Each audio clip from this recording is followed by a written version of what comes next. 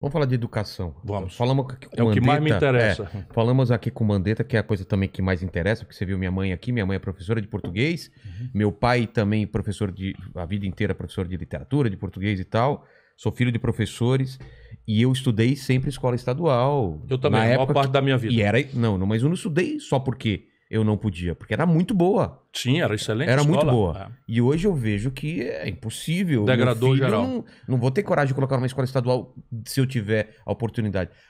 Como a gente faz para mudar isso? Eu imaginei, eu falei com o Mandetta que isso é uma coisa de que um governo só não vai conseguir. Ele falou que no dia 1 já é possível mudar alguma coisa. É possível mudar e eu tenho concretudes exemplares para mostrar que é possível mudar. De novo, por favor, quem estiver duvidando e estiver descrente, veja no Google quem tem os melhores IDEB, que é o Indicador de Desenvolvimento da Educação Básica do Brasil, em várias etapas de série. É um dos estados mais pobres do Brasil, que é o Ceará. É claro que faz 20 anos que a gente está apostando nisso e já estamos colhendo resultados impressionantemente importantes. Mas a virada é possível fazer no curto prazo. E são dois movimentos. Dia 1 você está eleito dia 1. O que se faz? Aí é mentira. Dia 1 não dá. Mas o que você vai fazer é o seguinte, são duas coisas em paralelo. Primeiro, você tem que abrir um grande processo de mudança do paradigma pedagógico. O que é isso? É que tipo de educação a gente oferece, porque isso aqui vai demorar mais tempo, que envolve todo um retreinamento, toda uma reciclagem do magistério, dos professores, e é necessário que você anuncie uma política de compensação salarial para esse ganho de qualificação, de retreinamento, que é o seguinte, hoje o paradigma pedagógico brasileiro é do século XIX, que é aquele profissional do decoreba. Então, o que é que eu faço ao garoto? Eu faço o garoto... Você recompensa quem decora. Quem decora e sob estresse reproduz informação. Sozinho, não pode consultar o coleguinha, que senão é fraude, não pode consultar o livro, senão é fraude, isso é puro lixo. Em tempos de interpretação de texto. Em tempos de Google, isso é lixo puro. Hoje você precisa muito mais saber perguntar do que saber responder, porque se você sabe perguntar, você vai no Google e localiza a resposta.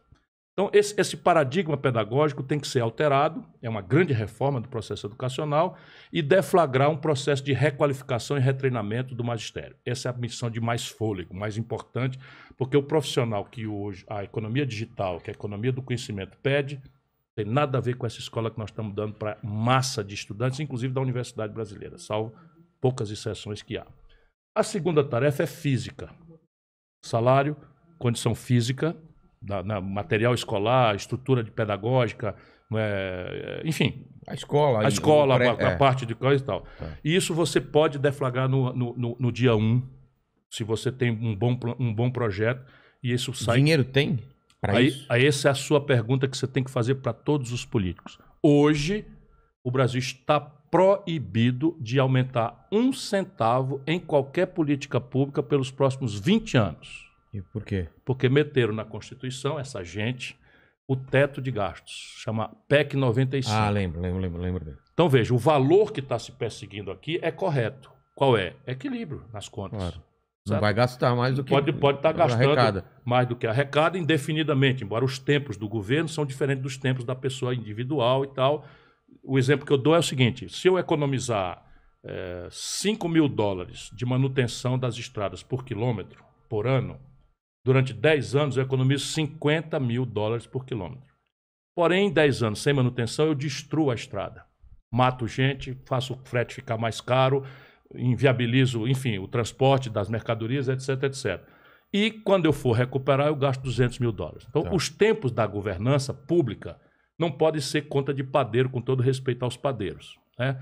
Mas isso é uma casa à parte. Mas em nenhum país do mundo e em nenhum livro de literatura econômica do planeta Terra existe esta aberração de você, a pretexto de buscar o equilíbrio das contas públicas, que é correto, você estabelecer um congelamento de gastos por 20 anos numa nação que nascem 2 milhões de pessoas ainda por ano.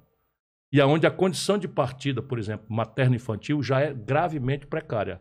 Só Deus sabe, e as mulheres, como falta creche, como falta atenção nas maternidades, quando falta pré-natal, para falar só do comecinho da vida das pessoas. Mas nós estamos falando de educação.